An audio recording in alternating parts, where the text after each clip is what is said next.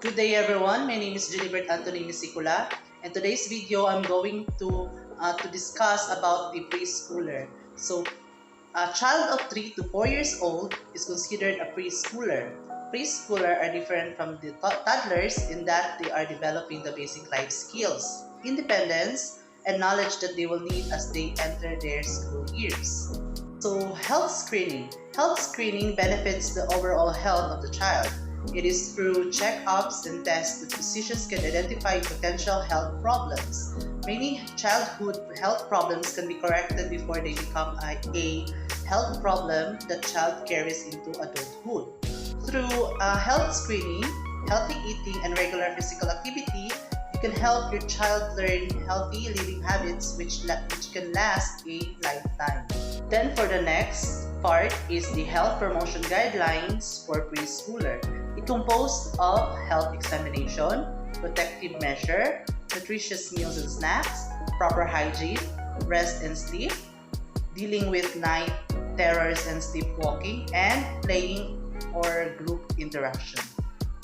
So for the next part is the health examination and health measures. So health examination, data are also collected by examining the body systems of the child. A physical examination can be helpful because it can help determine status of your health. This can be helped the child can learn healthy living habits which can last a lifetime. Then for health measures, understanding the importance of teaching the children's safety measures at home will help you prioritize what should and shouldn't be done. A safe home is a happy home, and there is need to ensure that no injuries occur. By inculcating various safety measures, you will not only have a home that is free from injury, but also a peace of mind. Then also, when away from the kids, when you are not sure whether they are safe, makes one stressed. Accidents at home are one of the leading causes of death among children. This can be significantly reduced by ensuring that everyone plays their role. There are 10 safety measures that you should teach your kids or children at home. First is teach your kids to always keep the door closed. Second is ensure that kids know the contact information. Third, teach the kids not to trust strangers or accept gifts from strangers. Fourth is no playing on the road. 5. Never share personal information online. 6. Teach your children about their body. 7. No inviting friends over without the consent of parents or guardians. 8. No accessing certain rooms unsupervised. 9. Never to take anything given to them by people they don't know. Then 10. Teach the children to stay away from dangerous products. And now we will discuss about the nutritious meals and snacks and also for the proper hygiene. So for nutritious meals and snacks, preschoolers need to eat foods from all 5 healthy food groups, which is the vegetables, the fruits, the grain foods, dairy, and the protein. Healthy foods have nutrients that are important for growth, development, and learning. Limit salty, fatty, and sugar foods, low fiber foods, and drinks with caffeine or a lot of sugar. So for the proper hygiene, personal hygiene comprises various day-to-day activities such as bathing, brushing teeth, and washing hands. Then, whether they go to school, apart, or any other places, children come into contact with dirt and dust that carry infectious causing microorganisms. In fact, there are germs everywhere in the environment. Kids tend to put their hands and toys in their mouth. This could get transferred to their hands and find their way into the child's body, causing various diseases and infections. So we can prevent this by teaching personal hygiene habits. Then for the last part, the rest and sleep, and the night terror and sleepwalking. So for rest and sleep, preschooler needed about 10 to 30 hours of sleep each day, including the naps. Set regular bedtimes, wake up times, nap times for your child. If your child no longer takes naps, schedule some quiet time during the day. So for night terror and sleep terrors and sleepwalking are related disorders of sleep that usually go away by the teen years. for the teen years. So they typically occur within 1 to 2 hours after the child has fallen asleep. Then the sleep terror or sleepwalking may last a few minutes or an hour. So sleep terror are not the same as a nightmares. Because nightmares are bad dreams the child often clearly remembers the next day.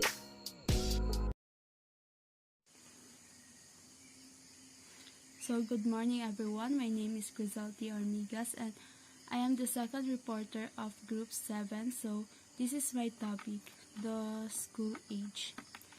School age child development is a range from 6 to 12 years of age. During this time period, observable differences in height, weight, and build of children may be prominent. The language skills of children continue to grow and many behavior changes occur as they try to find their place among their peers. So school-age children most often have smooth and strong motor skills. However, their coordination, especially eye-hand, endurance, balance, and physical abilities vary. Fine motor skills may also vary widely. These skills can affect a child's ability to write neatly, dress appropriately, and perform certain chores such as making beds or doing dishes. So there will be big differences in height, weight, and build among children of this age range.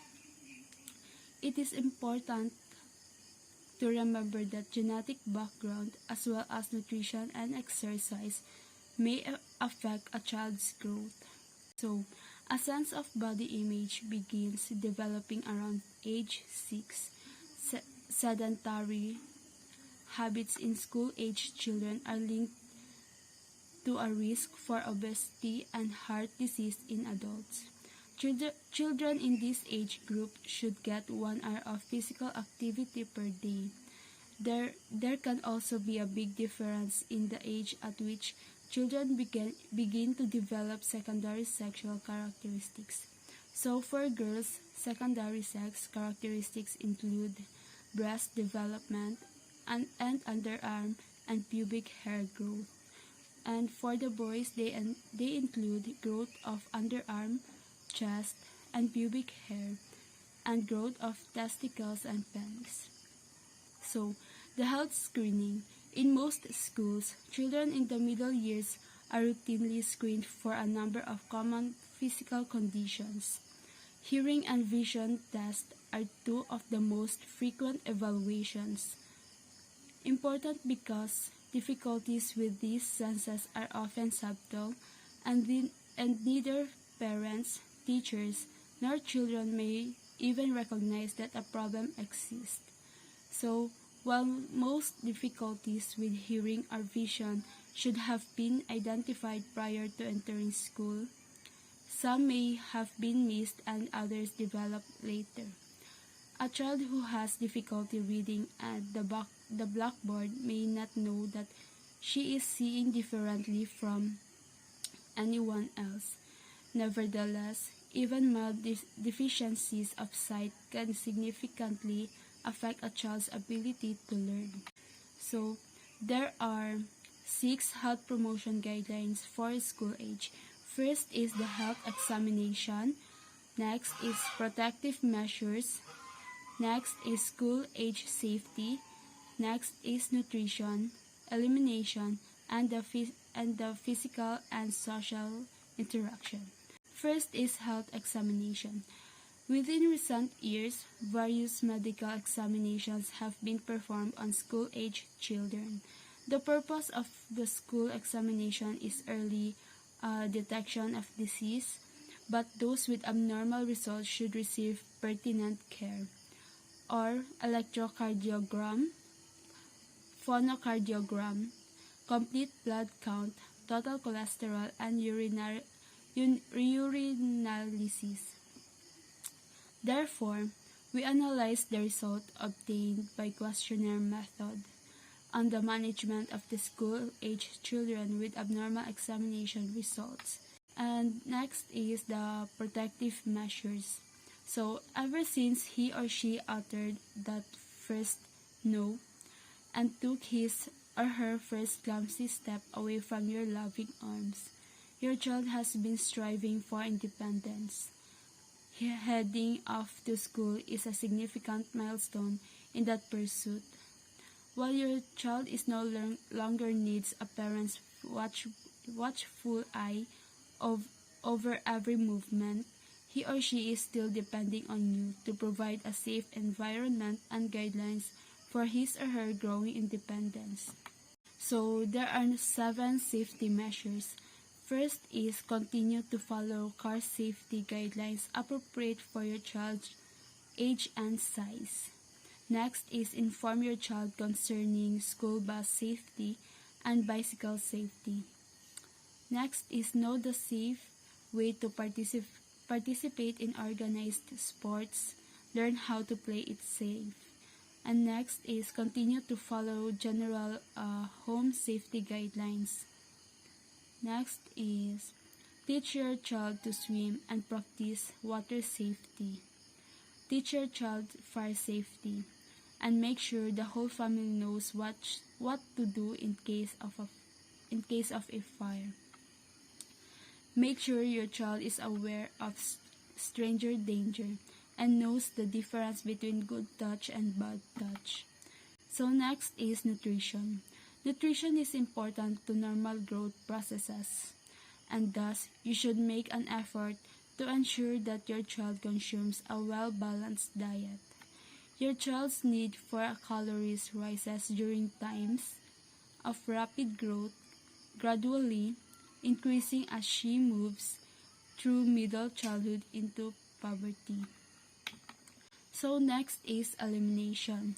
So lack of privacy, risk of bullying, limited access, lack of essential products for good hygiene, and dirty bathrooms can all contribute to encouraging a child to withhold urine and stool while in school. So withholding behaviors over time can create a condition known as dysfunctional elimination syndrome, or DES. DES is any pattern of avoiding or stooling that varies from the developmental norm. These abnormal patterns of elimination can eventually lead to complications of urinary tract infection, vesicoureteral reflux, and incontinence of urine and or stool. School officials such as teachers, school nurses, and school administrators can help in the prevention of learned behaviors that lead to DES in school-aged children. So school officials need to realize children are individuals and should not be expected to empty their bowels and bladders according to a set. So rigid schedule. In addition, school officials should not expect children to use dirty, unsafe bathrooms that they themselves would not tolerate. So school nurses can be powerful force in protecting children's health by participating in research and developing evidence-based guidelines to improve bathroom access and conditions. So the last is play and social interactions. So play is voluntary engagement in self-motivated activities that are normally associated with pleasure and enjoyment. So play may consist of amusing, pretend or imaginary, constructive, interpersonal or play with others, or intrapersonal, solitary play interactions.